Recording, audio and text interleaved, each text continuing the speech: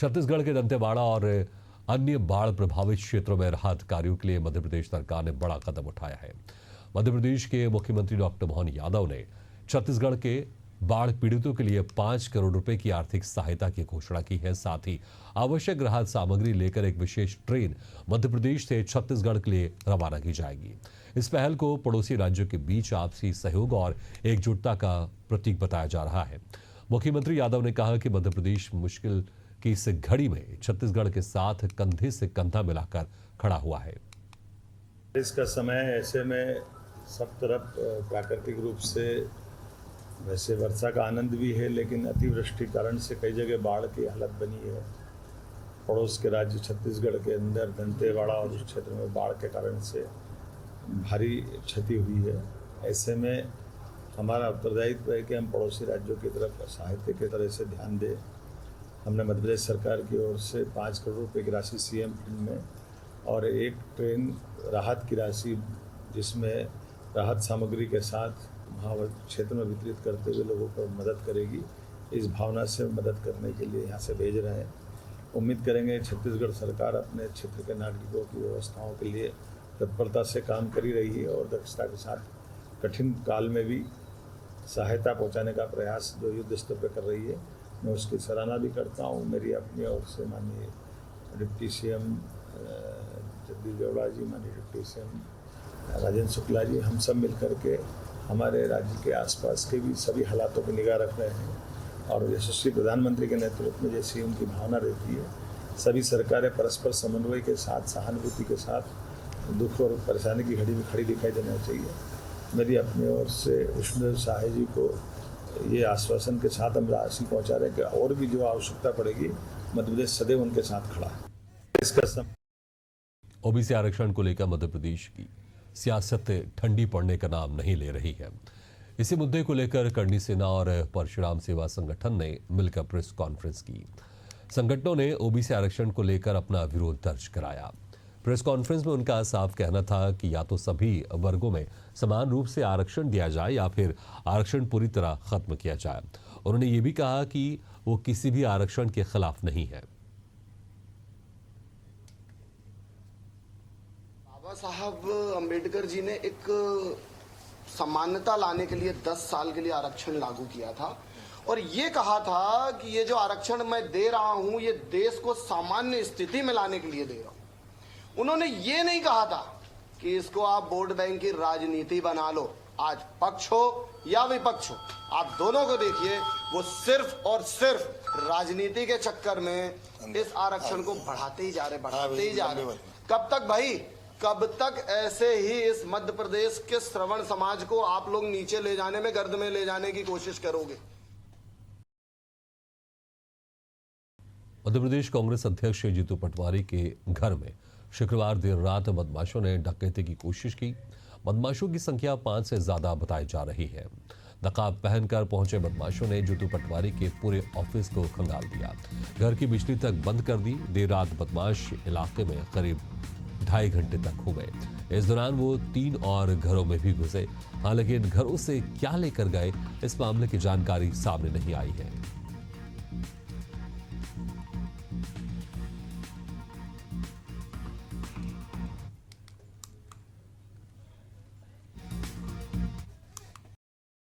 MP के मऊगंज में पूर्व विधायक सुखेंद्र सिंह बन्ना ने जमकर हंगामा किया। 600 से अधिक गाड़ियों के काफिले के साथ पूर्व विधायक मुख्यमंत्री आवास का घेराव करने पहुंचे।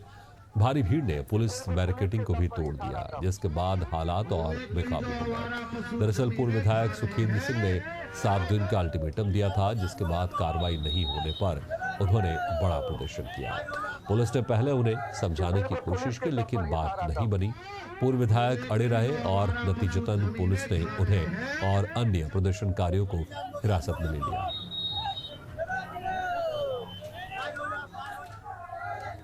पुलिस के दम पर ही सारा दम।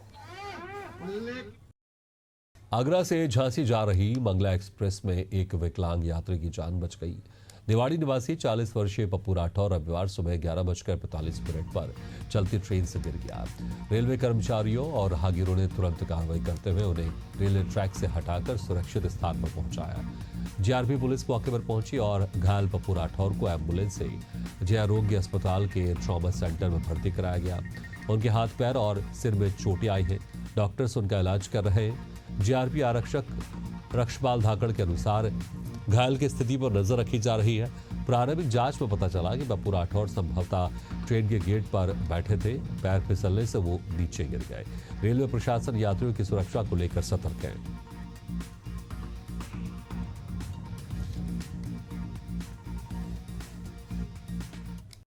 मध्य प्रदेश के उज्जैन में दर्दनाक हादसा हो गया, जहां रामघाट और शमशान घाट के बीच बने बड़े पुल से एक सफेद रंग की कार शिप्रा नदी में गिर गई। घटना के बाद हड़कंप मच गया। सूचना मिलने पर पहुंची पुलिस और रेस्क्यू टीम ने तत्काल रेस्क्यू अभियान शुरू किया। रेस्क्यू के दौरान थाना प्रभारी और सब इंस्पेक्टर का शव बरामद किया गया, लेकिन उनके साथ कार में सवार एक महिला पुलिसकर्मी अभी भी लापता है, जिनकी तलाश जारी है।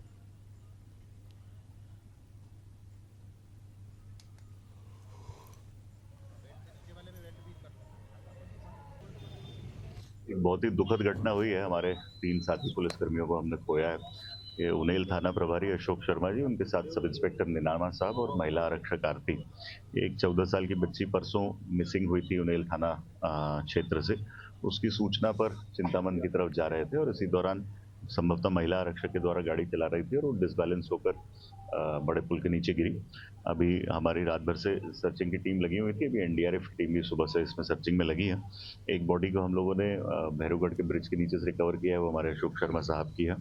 अभी दोनों बाकियों के लिए हमारा सर्च ऑपरेशन जारी है और गाड़ी के लिए भी सर्च ऑपरेशन जारी है।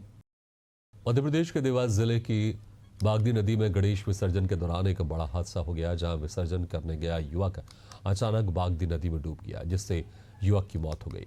युवक के डूबने की जानकारी परिजनों ने प्रशासन को दी, जिसके बाद होमगार्ड और ग्रामीणों की मदद से युवक के शव को नदी से निकालकर पोस्टमार्टम के लिए भेजा गया।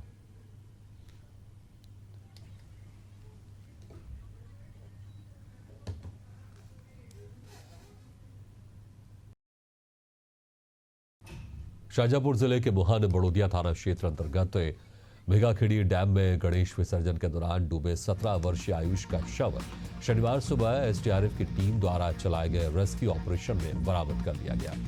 जानकारी के अनुसार आयुष शुक्रवार को गणेश विसर्जन के दौरान अपने साथियों के साथ भिगाखेड़ी डैम पहुंचा था। विसर्जन के दौरान वो गहरे पानी में चला गया और देखते ही देखते डूब गया। घटना की सूचना मिलते ही पुलिस और एसडीआरएफ की टीम मौके पर पहुंची, लेकिन अंधेरा होने के कारण तत्काल तलाशी अभियान में सफलता नहीं मिल सकी।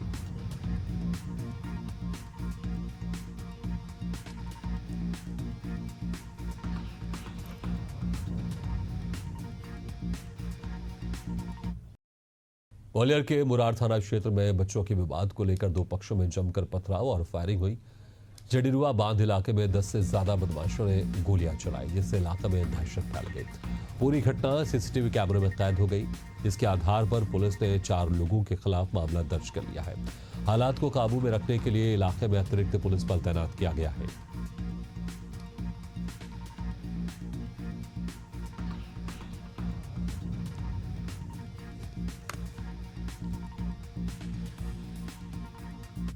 मध्य प्रदेश के कई जिलों में इन दिनों भारी बारिश हो रही है, जिसके चलते नदी नाले उफान पर है। कई जगहों पर जलभराव हो गया है। बात करें देवास की तो 2 दिन पहले हुई तेज बारिश के चलते शहर के अंडर ब्रिज में पानी भर गया, जिसे अब तक खाली नहीं कराया गया है। नगर निगम ने पानी निकालने की व्यवस्था करने की जगह रास्ते को बंद करना ज्यादा उचित समझा, जिससे आमजन को भारी परेशानी का सामना करना पड़ रहा है।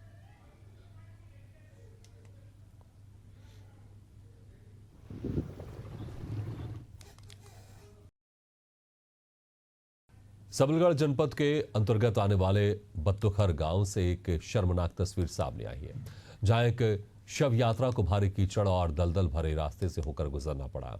गांव में शमशान तक जाने वाली कोई पक्की सड़क नहीं होने के कारण परिजनों को मृतक का अंतिम संस्कार करने के लिए शव को कीचड़ भरे रास्ते से ले जाना पड़ा। इस दौरान किसी ने शव यात्रा की वीडियो रिकॉर्डिंग कर सोशल मीडिया पर वायरल कर दी, जिसने पूरे सरकारी सिस्टम को कटघरे में खड़ा कर दिया। वीडियो में देखा जा सकता है कि ग्रामीण कीचड़ में फंसते हुए कंधे पर शव लेकर शमशान घाट की ओर बढ़ रहे हैं। कितनी परेशानी उठा रहे हैं। इतनी कीचड़ में डोला को ले जाते हुए ग्राम बत्तोगर के निवासी कितनी परेशानी उठा रहे हैं। बरेसिया में अनंत चतुर्दशी पर हिंदू उत्सव समिति के तत्वावधान में नगर में गणेश विसर्जन चल समारोह निकाला गया, जहां समिति अध्यक्ष श्याम साहू और समाज सेवी दीपक दुबे ने सावलिया मंदिर से पूजा अर्चना कर कार्यक्रम का शुभारंभ किया। ढोल नगाड़ों, अखाड़ों, भजन मंडलियों और झांकियों के साथ निकला जुलूस नगर के प्रमुख मार्गों से होता हुआ विसर्जन घाट व नदी पहुंचा।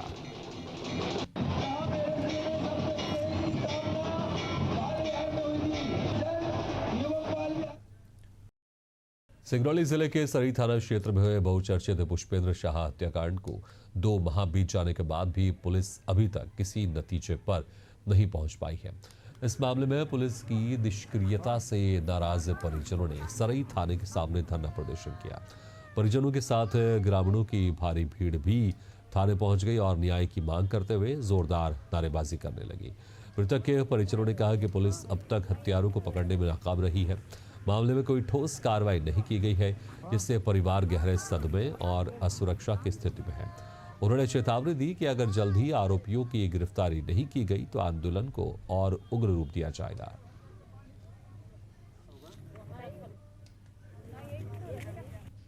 6 जुलाई को ऐसी सूचना थाना सराय में प्राप्त हुई थी कि गुमशुदा पुष्पेंद्र साहू रात में अपने पाली पे जाने के लिए घर से निकले थे, तो उसके पश्चात घर में वापस नहीं आए, जिस पर थाने में गुमनिशान कायम किया गया था। जांच की जा रही थी। उसी दौरान में दिनांक 19 जुलाई को एक नरकंकाल गांव में मिलता है, जिसकी पुष्टि पुष्पेंद्र साहू के रूप में हुई है, जिस पर थाने में अज्ञात आरोपी के विरुद्ध अपराध पंजीबद्ध किया गया है 113 बीएनएस की नई धाराओं के तहत, जिस पर आरोपी की पता तलाश की जा रही है।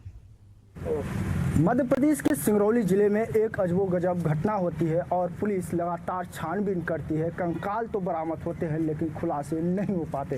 दरअसल पूरा मामला जो है सराय का है और 6 जुलाई की ये घटना बताई जाती है और एक माँ का पुत्र कई दिनों से गायब रहता है। माँ अपने पुत्र के लिए दर बदर की ठोकरें खाती हुई दफ्तरों तक पहुँचती है, लेकिन इसे न्याय नहीं मिल पाता और इस वजह से आज यह माँ बेटे के नर कंकाल को लेकर सराय थाना गेट के सामने बैठकर न्याय की उम्मीद में बैठी हुई है। अब देखना यह है कि क्या 2 महीने बाद जो पुलिस मामले को सुलझा नहीं पाई, वह 7 दिनों में क्या सुलझाती है।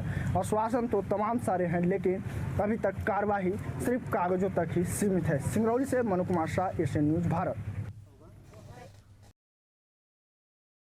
अंतर्राष्ट्रीय सीमा पर देश की फर्स्ट लाइन ऑफ डिफेंस कहलाने वाली बीएसएफ ने ऑपरेशन सिंदूर से सबक लेकर मध्य प्रदेश के बीएसएफ अकादमी टेकनपुर में स्कूल ऑफ ड्रोन वॉरफेयर खोला है। भारत में यह अपनी तरह का पहला व्यवस्थित स्कूल है, जहां ड्रोन वॉरियर्स और ड्रोन कमांडोज तैयार किए जाएंगे। आधुनिक सामरिक चुनौतियों से लड़ने के लिए ये संस्थान सीमा प्रहरियों को विशेष रूप से प्रशिक्षण देगा। इसका मुख्य उद्देश्य ड्रोन वॉरियर्स और ड्रोन कमांडोज तैयार करना है। महानिदेशक ने ड्रोन कोर्स के प्रशिक्षुओं से मुलाकात की और भविष्य के लिए उन्हें शुभकामनाएं दी है। स्कूल ऑफ ड्रोन वॉरफेयर के शुभारंभ पर ऑपरेशन सिंदूर के शहीदों को श्रद्धांजलि दी गई है।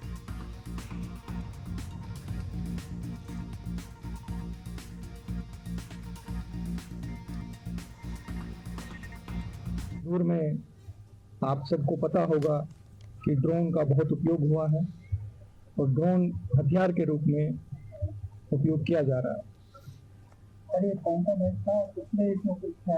और इस ड्रोन की ट्रेनिंग के लिए बीएसएफ एकेडमी में स्कूल ऑफ ड्रोन वॉरफेयर स्थापित किया गया है और ड्रोन की ट्रेनिंग में ड्रोन कमांडोज और ड्रोन वॉरियर तैयार किए जाएंगे और ये एक नई पहल है और जिसका पहला बैच की ट्रेनिंग की शुरुआत आज से होने जा रही हैं।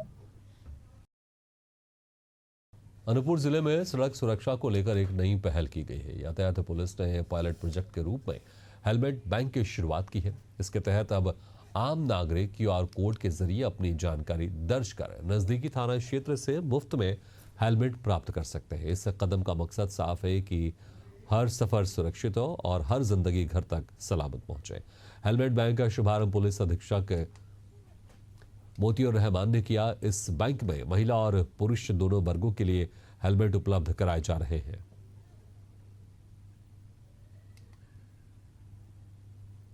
अनूपपुर जिले में लगातार सड़क दुर्घटनाओं में कमी लाने के लिए अनूपपुर ट्रैफिक पुलिस के द्वारा अनेक नवाचार किए गए। उनमें से एक जो है हेलमेट बैंक का नवाचार आज प्रारंभ किया गया। अभी तक ज़्यादातर देखा जाता है कि 2 पहिया वाहन चालक अगर दुर्घटना में उनकी अगर मृत्यु होती है तो हेलमेट ना पहनने के कारण ऐसी मृत्यु होती है। तो उसको देखते हुए यहाँ पे हेलमेट बैंक का प्रारंभ किया गया है, जो कि आधुनिक तरीके से आप प्राप्त कर सकते हैं। QR कोड जो है अनेक सोशल मीडिया साइट्स और सार्वजनिक स्थल इनके लगाए गए हैं। QR कोड स्कैन करने के बाद आपको एक छोटा सा डिटेल फॉर्म अपना भरना पड़ेगा और उसके बाद आपका रजिस्ट्रेशन हो जाएगा और आप अधिकतम 3 दिन के लिए ये हेलमेट अपने पास रख सकते हैं और उपयोग कर सकते हैं। खबर MP के नरसिंहगढ़ से, जहां करीब 44.54 करोड़ रुपए की लागत से बन रहे CM राय स्कूल भवन निर्माण में भारी लापरवाही और अनियमितताएं हो रही हैं। निर्माण के दौरान ही दीवारों में दरारें पड़ने लगी हैं। दीवारों से पानी रिस रहा है। ऐसे में अंदाजा लगा सकते हैं कि किस हद तक अनदेखी और अनियमितताएं हो रही हैं, लेकिन कोई ध्यान देने वाला नहीं है। मामले की जानकारी मिलने पर क्षेत्रीय विधायक मोहन शर्मा ने स्कूल बिल्डिंग का निरीक्षण किया और कहा कि अनियमितता को लेकर मुख्यमंत्री डॉक्टर मोहन यादव से मिलकर वो इसकी शिकायत करेंगे। निर्माण में जो गुणवत्ता होनी चाहिए वो नहीं है और बिल्डिंग में बहुत काफ़ी कमी है। सीमेंट का उपयोग भी कम हुआ है। रेत की जो होना चाहिए वो रेत भी नहीं थी। भविष्य में बच्चों के साथ खिलवाड़ हो सकता है। इसके लिए उच्च स्तरीय जांच के लिए चर्चा करेंगे और जांच कमेटी बनवा करके लिए इसका पूरा अन्वेषण करवाने की आवश्यकता है।